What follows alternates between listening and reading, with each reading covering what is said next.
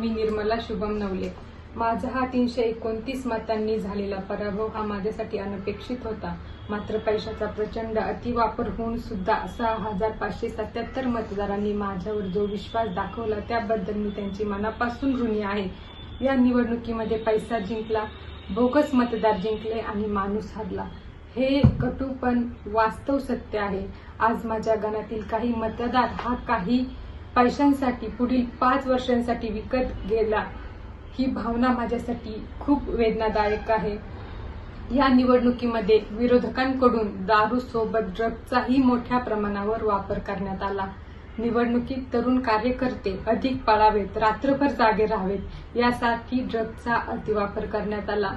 याचा गंभीर परिणाम येणाऱ्या काळात नक्कीच दिसून येणार आहे। आज माझ्या गावात या निवडणुकीदरम्यान 30 ते 40 तरुण हे ड्रग्जच्या आहारी गेलेले आहेत। तरुण पिढी अशा प्रकारे बर्बाद होताना पाहणं हे माझ्यासाठी अत्यंत चिंताजनक आणि दुःखद आहे।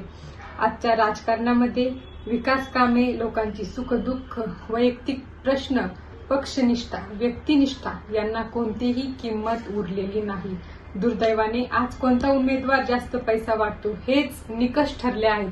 म्हणून आजची परिस्थिती अशी झाली आहे की ज्याला राजकारण करायचे आहे त्याने आधी पैसा कमवावा, तो निवडणुकीत वापरावा, जिंकून यावे आणि पुढील 5 वर्षे जनतेकडे पाठ फिरवावी।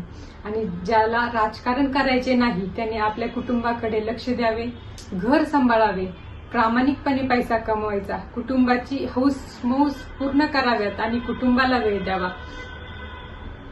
आज मला माझे मार्गदर्शक माननीय उपमुख्यमंत्री आदरणीय अजितदादा पवार यांचे विचार आठवतात की राजकारण हे खूप खराब आहे। धन्यवाद। जय हिंद, जय महाराष्ट्र, जय राष्ट्रवादी।